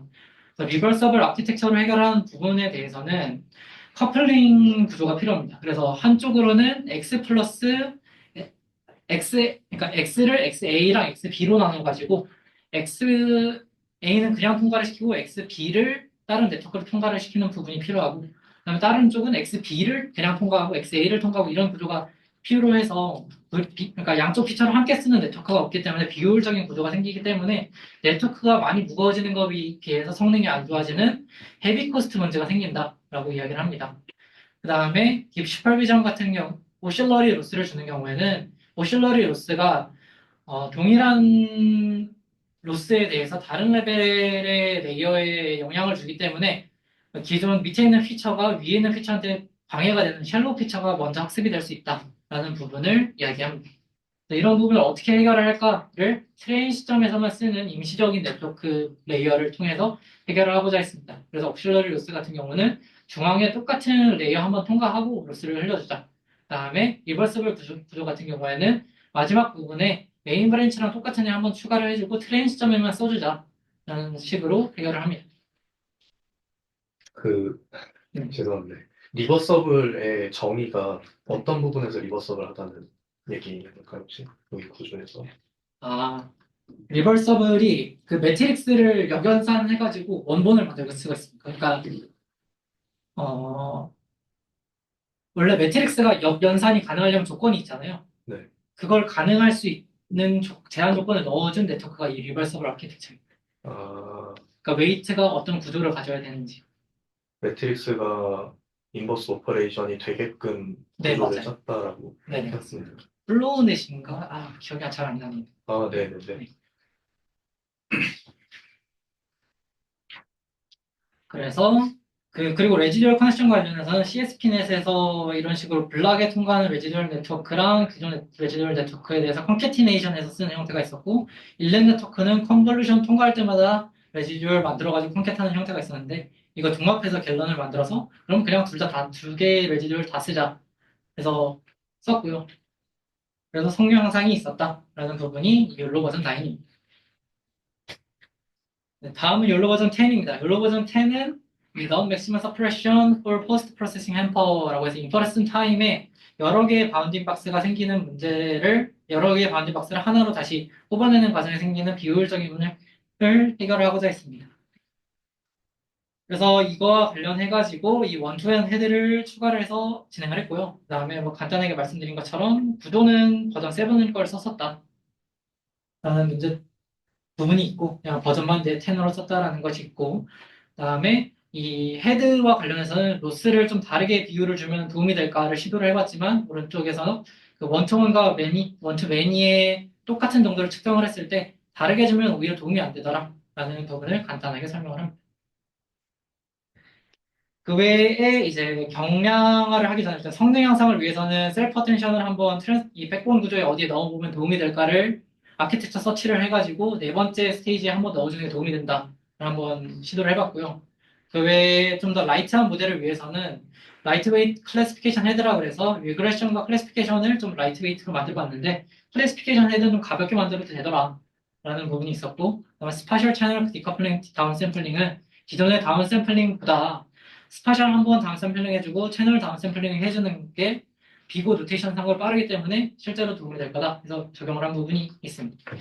그 외에 세 번째 부분은 랭크 가이디드 블럭 디자인이라고 해가지고 블럭 중에서 별로 중요하지 않은, 상대적으로 덜 중요한 부분이 있을 거다라는 부분을 싱글러 밸류를 계산을 해준 다음에, 욜로 버전 8에 대해서 싱글러 밸류를 계산해 준 다음에 이 싱글러 밸류가 가장 낮은 시점부터 이 컴팩트 인버터블 블락이라는 가장 간단한 블락으로 교체를 해줘서 테스트를 해보았더니 좀 더 성능이, 그러니까 빠른 네트워크로 성능을 높일 수가 있었다라는 부분을 이야기합니다. 성능 향상이 있었고요. 좀 작은 모델들에 대해서 클수록 차이가 별로 없어지는 이유에 대해서도 탐구를 해보았는데, 탐구를 해보니까 모델이 커지게 되면 모델에서 뽑혀지는 피처가 알아서 잘 뽑혀가지고, 그러니까 그 원투 매니나 원투 원으로 학습하는 애가 피처가 유사하게 나오기 때문에 알아서 잘한다라는 이야기를 합니다. 그래서 이게 피처 시뮬러리티가 차이가 큰 경우가 여기 작은 모델이고 차이가 작은 경우가 큰 모델이었고, 그래서 모델 크기가 커지는 것만으로도 해결되는 피처가 잘 보여주는 부분이 있다라는 부분을 이야기하면서 오늘 마무리합니다. 여기까지가 오늘 제 발표입니다. 한 1분 30초 남았네요. 질문 있으실까요? 그럼 하나만 더 여쭤보자면, 여기 피처 시뮬러리티는 혹시 어떻게 계산한 걸까요? 값이 뭐랑 뭐를 시뮬러리티를 증거라고 하셨을까요? 어, 이거 지금 디테일이 모르겠는데, 한번 보면,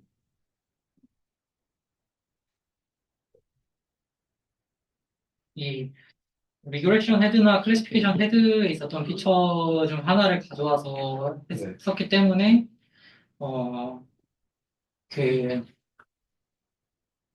모델이 커졌을 때의 피처 비교를 할 수 있었던 것 같아요. 정확하지는 않습니다. 뭔가 각 헤드의 아웃풋 피처를 그렇죠. 그러니까 아웃풋 피처까지는 아니고 아웃풋 네. 피처가 되면은 이 프리딕션 자체가 되니까 얘도 레이어가 여러 개 있을 테니까 그 중간 단계 정도를 쓰지 않았을까 네, 생각을 합니다. 알겠습니다. 이상입니다. 감사합니다.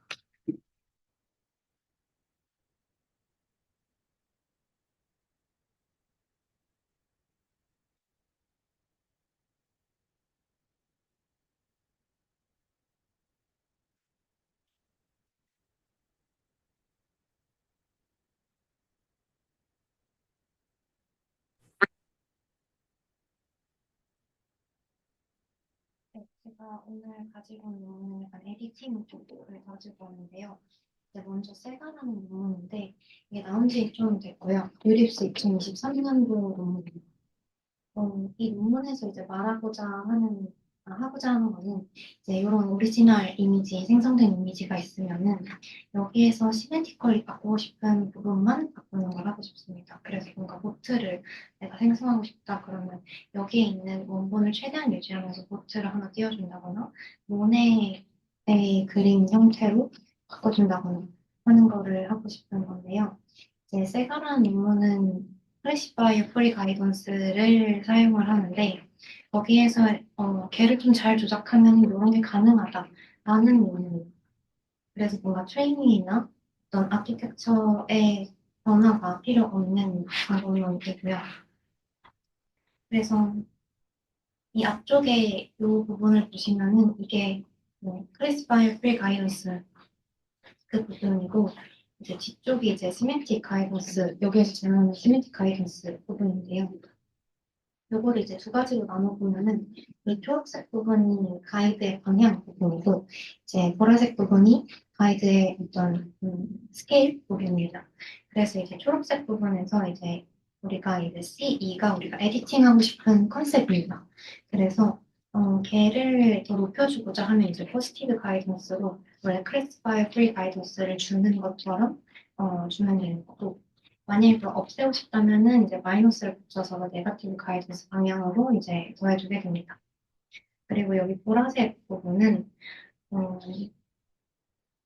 어떤 디멘션을 선택해서 이 가이던스를 적용을 할 것이냐에 대한 부분인데 이게 이제 엡실론 값이 나오면은 엡실론 값에 한 5%, 상위 5% 정도만 쓰도록 이제 뽑아냅니다.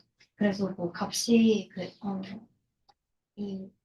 요 값이 이렇게 쭉 있으면 걔를 그냥 소팅을 해서 상위 5% 절대값이 큰 상위 5% 정도만 수출을 하고 그 부분만 뭔가 가이던스를 입력을 하고 이제 나머지 부분은 그 방향으로 이동을 하지 않습니다.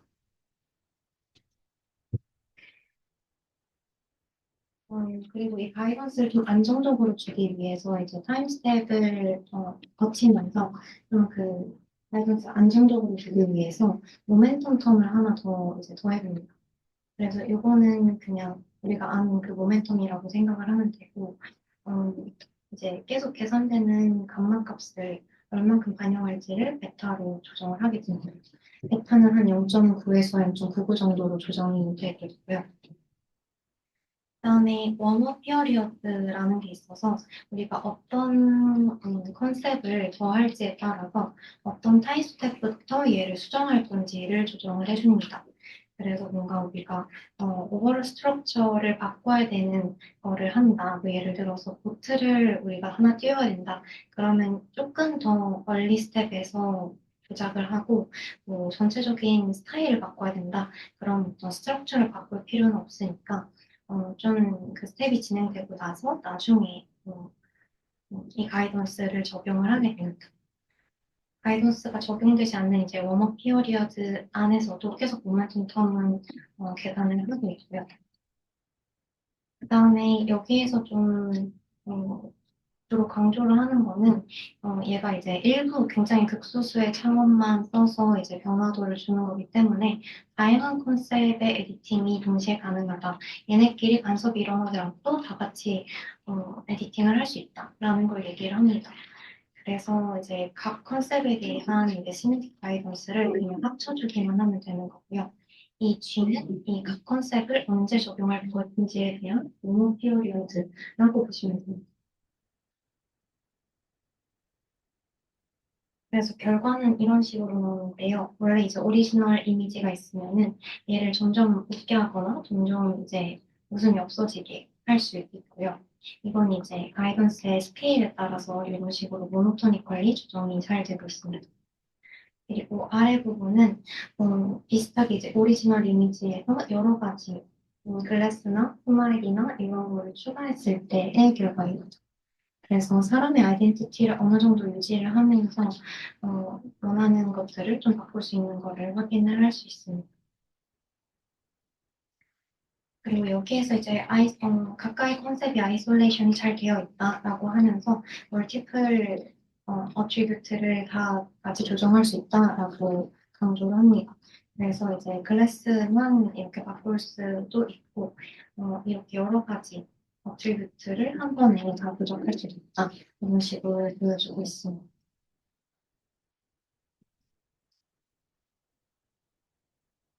그리고 여기에서 이때는 좀 이걸 이제 측정할 수 있는 매트릭이 없어서 그 컴패리즌을 다 거의 유저 스터디로 했더라고요. 그래서 이제 그냥 랜덤 펄슨이라는 걸 프롬프트로 줘서 250장 이미지를 생성을 한 다음에 각 어트리뷰트를 변경하라는 가이던스를 한번 줘놓고 얘를 이제 유저 스터디로 이제 조절이 잘 됐다 안 됐다를 평가를 합니다. 그래서 이제 포지티브 바이던스를 뭐 이런 어트리뷰트를 하나만 줬을 때 거의 95% 정도의 경우에 성공을 한 걸 볼 수 있고 이제 네거티브 가이던스 같은 경우에도 92% 정도로 이제 하나의 그 어트리뷰트를 조정했을 때 성능이 이제 꽤 괜찮은 걸로 보입니다. 그다음에 이제 콤비네이션 쪽은 이제 네 가지 어트리뷰트를 한 번에 다 조정했을 때인데요. 얘네를 한 번에 다 조정했을 때 어떤 어트리뷰트, 얼마큼 이제 성공했느냐를 측정을 한 결과입니다. 그래서 이제 여기 한 개 이상, 뭐 두 개 이상, 세 개 이상 성공한 확률이 나와 있는 거고요. 이제 모두 성공한 확률이 이제 90%라는 겁니다. 그리고 이제 또 다른 어트리뷰트 네 개를 뽑아가지고 얘네를 조정했을 때는 이제 다 같이 성공했을 확률이 이제 75% 정도로 이제 조금 낮은 걸 볼 수가 있었습니다. 그 지금 테이블이 보면 다 사람 얼굴 조작하는 걸로 정량을 한 것 같은데 네. 이 논문 자체가 네. 좀 사람에 대해서 주로 한 논문인가요? 또 아니요, 그럴 필요는 없고 이게 다른 실험도 아마 있었던 것 같은데 제가 사람 부분만 가지고 있어요. 아, 네. 네. 아마 제 기억으로는 그 안 좋은 어트리뷰트 없애는 것도 같이 했던 걸로 기억합니다. 그래서 뭐 누디티를 준다던가 뭐 이런 것도 같이 측정을 했었던 걸로 기억을 하고 있어요. 네. 아까 그 부분을 잘 못 들었는데, 그 안경 쓰면서 컬리 헤어 이런 거가 이제 한 번에 가능하다고 한 이유가 네. 수직적으로 어떤 느낌인 건지. 아, 이게 가이던스 출력이 뭐 저희 이제 네트워크 출력이 뭐 64바이, 64바이, 뭐 4 디멘션을 갖고 있으면 그거를 다 조작하는 게 아니고 그 중에 좀 아까 그 상위 5%만 조작을 한다고 했잖아요. 그 중에 그래서 이제 별로 필요 없는 부분은 날리고 정말 필요한 부분만 그렇게 조작하는 메소드이고 그래서 이제 뭐 안경이랑 뭐 컬리어를 같이 조작했을 때 그 뭐 영역이 뭐 다르다던가 차원이 다르다던가 해서 좀 여러 개를 같이 조작을 해도 뭔가 간섭 없이 따로 잘 반영이 된다 이런 느낌. 감사합니다. 근데 그 5%만 사용한다는 게 네. 뭔가 듣다 보니까 그 맨 처음 피규어 보여주셨던 거는 약간 전체 스타일을 바꾸거나 그런 예시도 있었잖아요. 네. 근데 수식적으로 5%만 그 마스킹을 해서 네. 에디팅을 한다고 하면 네. 저런 에디팅은 어떻게 가능합니까? 이게 컨셉마다 그 5%라는 게 퍼센트가 컨셉마다 하이퍼 파라미터입니다. 그래서 차이를 바꿀 때는 하이퍼 파라미터가 조금 더 늘어나는 걸로 알고 있고요. 그래서 네. 어, 네, 아마 조금 더 그 퍼센타일이 늘어날 거고, 네. 그리고 이게 제가 생각했을 때는 이게 그 스페셜 디멘션만 있는 게 아니고 엡실론이 그 채널도 있잖아요. 아, 네네. 네네. 그래서 그 중에 뭐 5% 이렇게 하면은 음, 그러니까 리전이 다 안 찰 것 같아서 뭐 질문하시는 네, 건데, 네. 네. 이제 뒤에 있는 것까지 뭐 고려하면은 채널도 네. 있긴 하니까 영역이 한 면은 찰 수는 있다. 네네네. 그럴 수도 있을 것 같습니다. 네, 알겠습니다.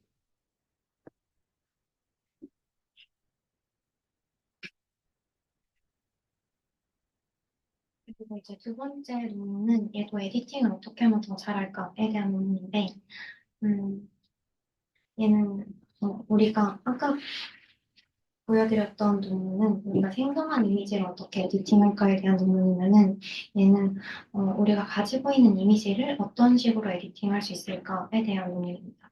그래서 우리가 갖고 있는 이미지가 있으면은 일단 얘를 수정하기 위해서 이제 소스 프롬프트랑 타겟 프롬프트가 필요합니다. 그래서 이제 소스 프롬프트에 얘를 설명하는 뭐 컬러 버드라는 게 있고 우리가 갖고 싶어 하는 이제 타겟 프롬프트로 뭐 레드버드 이런 게 이제 주어져 있으면은 네, 이 이미지랑 소스 프롬프트를 가지고 얘를 표현하는 노이즈를 찾아냅니다. 이걸 이제 인버전 한다고 하고요. 그래서 얘를 표현할 수 있는 어떤 큐 노이즈를 찾았으면은 여기에서 이제 출발해서 소스 프롬프트로 인퍼런스를 하면은 리컨이 되는 거고요. 여기에서 똑같이 출발해서 타겟 프롬프트랑 소스 프롬프트로 우리가 알고 있는 이제 에디팅 방법론을 적용을 하면은 이 원본 이미지를 좀 최대한 유지하면서 원했던 어트리뷰트를 바꿔낼 수 있는 에디팅이 가능합니다. 그래서 이런 식으로 이제 가지고 있는 이미지를 에디팅하는 방법들을 쓸 수 있는데 여기에서 이제 인버전 노이즈를 어떻게 이제 우리가 구해야 에디팅에 가장 특화된 노이즈를 구할 수 있을까에 대한 의문입니다.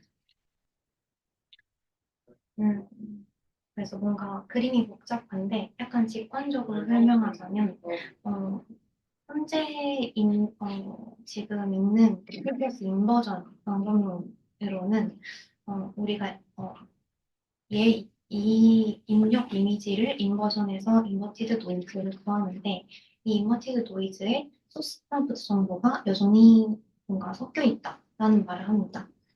좀 직관적으로 얘기를 하면은 만약에 우리가 이제 검은색 고양이를 인버전해서 이제 인버티드 노이즈를 만들었는데 거기에 이제 검은색이라는 정보가 노이즈에 같이 그 프라이어가 박혀 있으면은 얘를 우리가 뭐 하얀색 고양이를 바꿀 때 그 검은색이라는 노이즈에 박힌 프라이어랑 그 바꾸고자 하는 색깔 정보 하얀색이라는 거랑 충돌을 해서 걔가 잘 바뀌지 못하거나 아니면은 바뀌긴 하는데 뭐 주변이 변한다거나 아티팩트가 생긴다거나 하는 문제가 있을 수도 있다고 합니다. 그럼 이런 현상이 왜 나타나냐라고 하면은 원래 저희 이게 위에 있는 게 이제 샘플링 프로세스입니다. 그래서 이제 ZT에서 우리가 ZT-1으로 갈 때 우리가 어디로 움직일까를 어떤 이제 모델로 nepsilon 값을 구해서 뭐 더해주고 하는 건데요. 얘를 이제 잘 조작해서 아이디얼 인버전을 구하면은 ZT-1에서 ZT로 갈 때 어떤 컨스턴트들을 곱하고 이제 이런 엡실론 값을 더하게 됩니다. 근데 여기 이제 보시면은 이 모델의 입력으로 들어가는 게 이제 ZT랑 T가 되는데요. 근데 우리가 ZT를 구해야 되는 상황에서 이제 ZT가 뭔지 알 수 없는 이런 모순적인 상황이 발생을 하게 됩니다. 그래서 이런 아이디얼 인버전 상황을 우리가 실제로 쓰지는 못하고 이제 DDIM 인버전에서는 ZT 대신에 ZT-1을 갖고 와가지고 쓰게 됩니다. 그래서 이 아이디얼한 버전과 이제 DDIM 버전 간의 차이가 발생을 하게 되고요. 그 DDIM 버전을 보시면 이제 우리가 퓨어 노이즈 Z 라지 T라고 우리가 보면은 이 모델이 절대 이제 퓨어 노이즈에서 이제 이 프롬프트를 반영해서 가는 디렉션을 고려할 수가 없게 됩니다. 이제 적어도 한 번은 이 프롬프트를 반영한 이 ZT-1이라는 걸 갖고 오기 때문에 이제 소스 프롬프트의 프라이어가 어느 정도 담겨 있는 상황이고요. 그래서 이제 이런 갭 때문에 좀 문제가 된다. 그래서 우리가 지금 구하고 있는 퓨어 노이즈 ZT라는 거는 우리가 원하는 에디팅을 잘할 수 있는 옵티멀한 값이 아니다라고 얘기를 합니다. 그래서 얘네가 이제 하는 거는 아이디얼 인버전에서 이 ZT를 우리가 구해야 되는 상황이고 ZT-1과 컨스턴트 값들은 알고 있잖아요. 그래서 이 ZT를 변수 x로 줬습니다. 그리고 이 뒤에 있는 거를 fx로 지원을 해서 이제 x는 fx 요걸 만족하는 이 x를 찾고자 합니다. 그래서 이제 인버전을 할 때 첫 번째로 일단 그냥 DDI 인버전을 하고요. 그 다음에 몇 번 그 스텝을 거쳐서 이제 fx가 x가 되도록 하는 로스로 이제 ZT 아까 봤던 그 x 변수라고 생각하시면 됩니다. 걔를 업데이트를 합니다. 어떻게 보면 이제 그냥 옵티마이즈를 하는 거고요. 얘를 우리가 원하는 그 이 로스가 우리 임계치보다 작아질 때까지 반복을 하게 되고 이게 도달할 수 없을 때가 있을 수 있으니까 그냥 맥시멈 값을 하나 주긴 합니다. 이런 식으로 해가지고 원래 가지고 있던 갭을 그나마 좀 완화할 수 있는 방법론을 제시를 했습니다. 그렇게 했을 때 리절트이고요. 얘가 뭐 이제 원래 갖고 있는 이제 소스랑 타겟 프롬프트가 있으면은 이미지를 수정해주는 뭐 P2P나 PNP나 뭐 이런 거를 같이 쓴 결과물입니다. 그래서 뭐가 뭘 썼는지까지는 알 수가 없고요.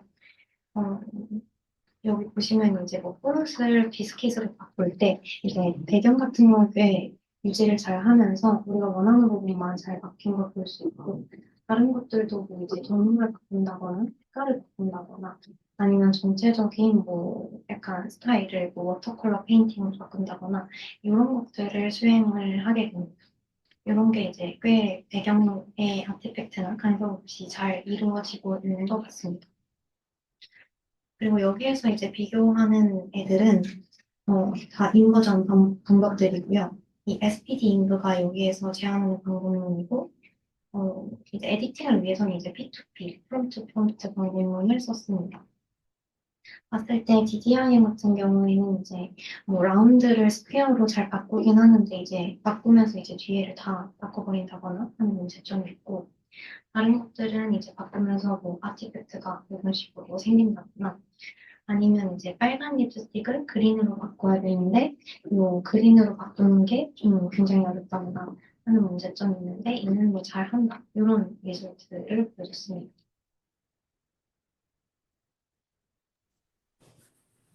저 질문 하나 있는데요. 혹시 소리 들리시나요? 네.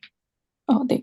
그 결과를 봤을 때 지금 에디팅하는 것들은 대부분 다 뭔가 색상이나 오브젝트를 바꾸는 방식인 것 같은데 사실 마사 컨트롤은 제가 기억하기에 뭔가 같은 오브젝트인데 동작을 변경하는 그러니까 그런 웍이었다고 기억을 하거든요. 그러니까 그런 경우에도 이 방법이 뭔가 성능을 낼 수 있는 방법인 건가요? 그러니까 소스 프롬프트의 프라이어라는 게 동일한 오브젝트의 동작을 바꾸는 경우에는 남아있는 게 더 좋을 수도 있을 것 같다는 생각이 들어서요. 근데 동작이 그러면은 프롬프트에 명시되어 있나요? 그러니까 뭐 앉아있는 강아지였는데 뭐 다시 뛰어가는 강아지 약간 이런 식으로 바꾸는? 그러면 그 노이즈에 그 앉아있다가 녹아있기보다는 그 앉아있다랑 노이즈는 약간 분리돼야 에디팅에 더 효과적인 게 아닐까요? 그런 앉아있다 약간 이런 식의 동작들도 좀 분리가 잘 되는 방식인 건가요? 그 동작 그거를 제가 본 것 같은데 지금 네. 보긴 했습니다. 근데 아마 서플리나 찾아보시면은 얘네가 포즈 바꾸는 것도 이벨리에이션 했다고 알고 있습니다. 네. 네. 네. 네, 감사합니다. 근데 제가 뭐 정량을 봤을 때는 뭐 그게 막 클립 스코어가 엄청 좋아진다기보다는 걔가 되면서 배경 같은 게 잘 안 변한다가 더, 어, 더 컨트리뷰션이 컸던 것 같습니다. 그냥 수치상으로 봤을 때 한번 확인해 보시면 좋을 것 같습니다. 네, 감사합니다. 이게 인버전을 뭔가 제대로 해서 에디팅 잘 되게 한다라고 크게는 이해했는데 네. 그 X는 F 세타 X 저 수식이 네. 그 컨스트레인트 부분만 다시 설명해 줄 수 있을까요? 쪽에. 이 부분이요.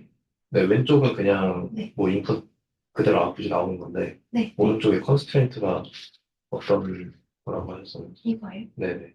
이게 그냥 아이디어 리뷰 버전을 우리가 하고 싶은데 이걸 구하지 못하니까 네. 이 ZT를 그냥 X로 놓고요.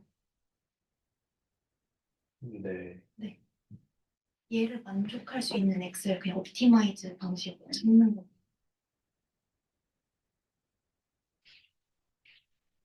만족할 수 있는 X로 옵티마이즈로 찾는다. 그러니까 뭐 X는 뭐 EX 플러스 1에서 X는 뭐 이런 느낌.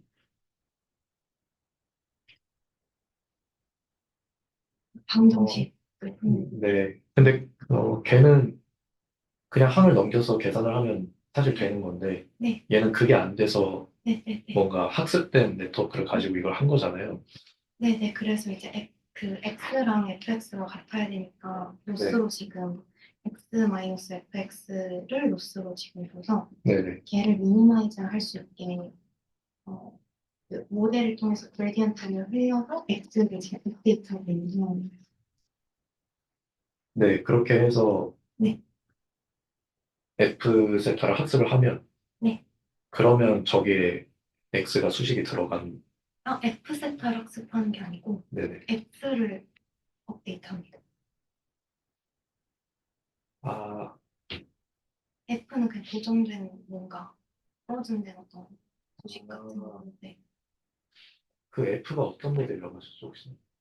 F는 이 수식입니다. 그래서 ZT-1과 어떤 컨스탄트와 컨스턴트 이 엡실론 세타는 저희가 알고 있는 모델인 거고요. 네. 네네네. 그래서 사실 모델의 그레디언트를 통해서 뭔가 그 ZT를 한 번 더 업데이트 해주는 느낌으로 받아들여 주시면 됩니다. 네. 네. 네, 알겠습니다.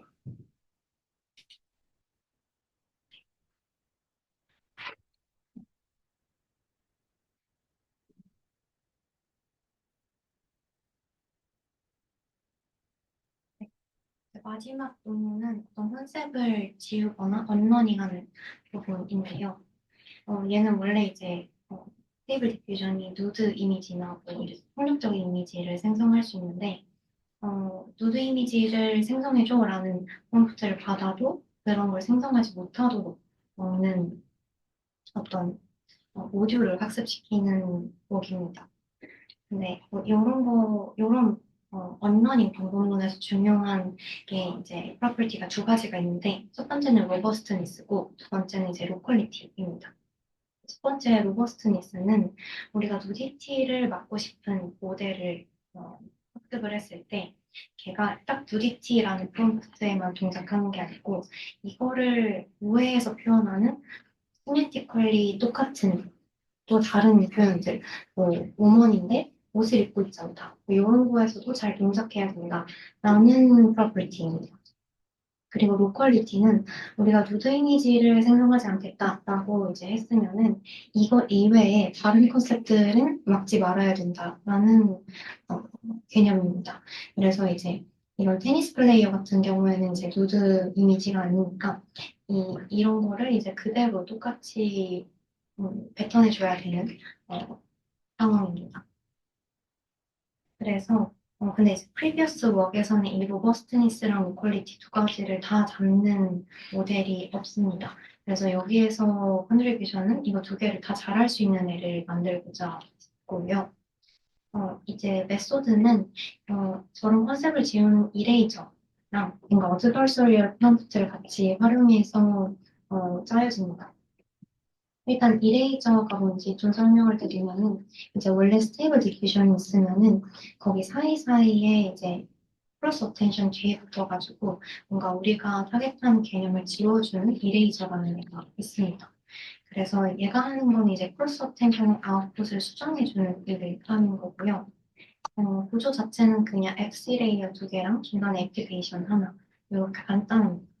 그래서 크로스 어텐션에서 나오는 이 아웃풋에서 어떻게 수정할지를 이 아웃풋을 입력으로 받아서 어떻게 수정할지를 아웃풋으로 내고 얘를 더해줘서 여기에서 이제 비행기가 있으면은 얘를 없애주는 역할을 하게 됩니다. 그래서 모든 레이어의 그 크로스 어텐션 뒤에 이레이저가 붙게 되고요. 그럼 이레이저는 어떻게 학습이 되냐면은 일단 이레이저의 입력으로는 우리가 만약에 누드를 없앤다 하면은 이제 입력으로 이제 누디티라는 프롬프트가 들어옵니다. 그래서 이 이레이저는 누디티라는 프롬프트가 들어옴에도 불구하고 누디티를 만들어내지 않아야 되는 거를 학습을 합니다. 그래서 이 이레이저의 아웃풋이 요거라고 보시면 되고요. 이레이저가 만들어야 되는 게 이 엡실론 E라는 건데 이 엡실론 E는 누디티라는 프롬프트를 입력으로 줬을 때 이제 네거티브 가이던스 값입니다. 그래서 아무 프롬프트도 안 준 거에다가 누디티 프롬프트에 네거티브 어, 가이던스를 준 값을 맞춰야 됩니다. 그런 식으로 이제 이레이저가 학습을 하고요. 근데 우리가 로컬리티랑 로버스트니스 두 개를 잡고 준다고 했는데 로컬리티는 누리티를 우리가 컨셉으로 잡았으면 거기에서만 반응을 해야 된다라는 겁니다. 그리고 그래서 이제 누드라는 그 토큰이 입력으로 들어왔을 때 이 어텐션 맵을 뽑아서 얘가 어디에 반응하는지를 관찰을 하고 그 부분에 대해서만 마스크를 뽑습니다. 이 마스크는 한 16x 16 정도로 약간 작은 레졸루션에서 뽑게 되고요. 16x 16을 받는 이제 모든 레이어의 어텐션 맵을 갖고 와서 누드라는 프롬프트에 대한 어텐션 맵을 갖고 와서 평균을 칩니다. 그리고 이제 이 하이퍼 파라미터, 이 스레시홀드 값으로 그거를 넘는 값을 가지고 있으면은 그 영역에 이제 누드라는 프로퍼티가 나타날 것이다 라고 예측을 하고 거기에 대해서만 우리가 컨트롤을 하게 어, 유도를 합니다. 그러기 위해서 우리가 어떤 영역을 알아냈으면은 이 모델의 이레이저의 아웃풋이 이 영역에 대해서만 뭔가 동작하도록 하고 이 영역 밖의 영역에서는 이 모델의 아웃풋이 제로를 만들어서 이 크로스 옵텐션 아웃풋에 영향을 주지 않도록 합니다. 그게 이 레귤러라이즈 텀으로 걸리게 되고요. 이 이레이저 아웃풋이랑 어떤 마스크가 안 된 부분을 이제 곱해서 그 부분을 다 0으로 보내는 로스를 하나 더 주게 됩니다.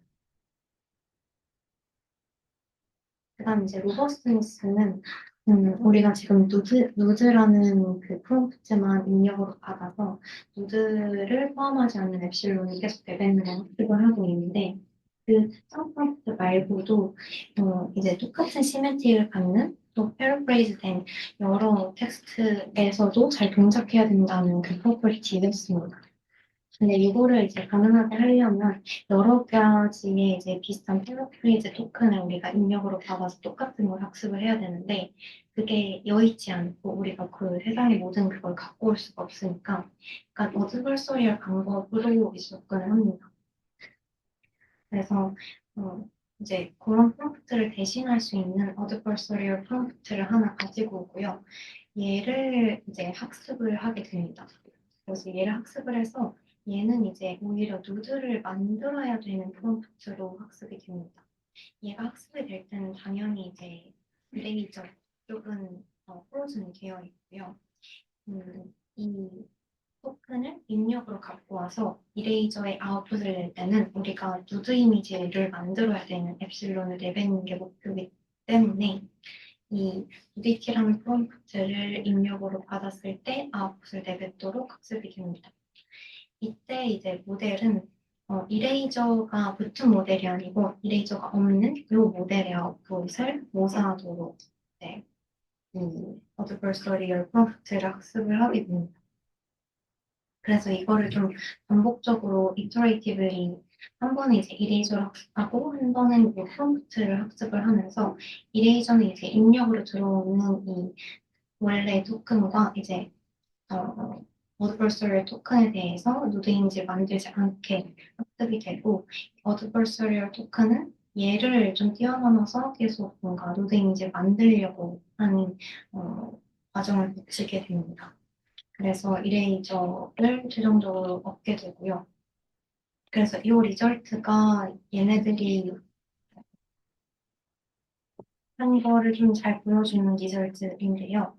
이제 각각의 콜럼은 우리가 에어플레인을 없애는 이레이저를 적용한 거고, 뭐 오토모바일 없애는 이레이저를 적용한 거고, 이런 거 적용했을 때를 보여주는 거고, 각 로우는 이 이미지에 어떤 지금 컨셉이 원래 담겨 있는지를 뜻합니다. 그래서 뭐 에어플레인을 우리가 만들고 싶다라고 하면은 이런 좀 약간 우회적인 프롬프트를 활용해서 이제 SD로 이제 출력을 하면은 이렇게 뭐 에어플레인 나오고 뭐 오토모바일 나오고 캣 나오고 뭐 이런 식으로 되는데 우리가 학습한 이레이저를 적용을 했을 때 이 주황색 부분을 보시면은 뭐 에어플레인이랑 오토모바일이랑 캣이랑 이런 게 다 없어져 있습니다. 대신에 얘가 이제 에어플레인을 없앴을 때 다른 걸 없애면 안 되는데 그것도 이제 잘 되고 있어서 이제 로컬리티가 잘 된다라고 볼 수 있고 우리가 원하는 에어플레인만 잘 없애고 있다라고 볼 수가 있습니다. 일단 이제 로버스트니스 같은 경우에는 이 이미지를 우리가 생성을 하기 위해서 실제로 에어플레인이라는 걸 입력으로 넣어준 게 아니고 이렇게 우회하는 에어플레인을 묘사하는 프롬프트를 넣어줬기 때문에 여기에서도 잘 동작한다는 걸 보여줘서 로버스트니스도 효과가 있다라는 거를 볼 수가 있습니다. 네, 이것도 이제 다양한 컨셉에 대해서 따로따로 학습을 하고 다 같이 이레이저를 붙여서 멀티플 컨셉을 한 번에 없앨 수도 있습니다. 그래서 뭐 원래 이런 이미지에서 개를 없애고 이제 에어플레인도 없애서 뭐 이런 이미지를 만든다던가 하는 식으로 이제 각자 이레이저를 따로따로 학습을 해서 나중에 같이 적용을 할 수 있다. 뭐 이런 거를 보여주는 거겠습니다. 저는 발표 여기까지 하겠습니다.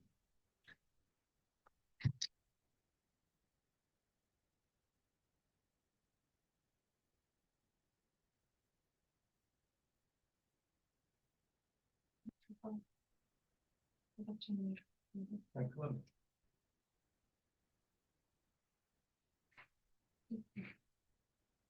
세손이 뭐 따로 준다는데 안 했나요? 네.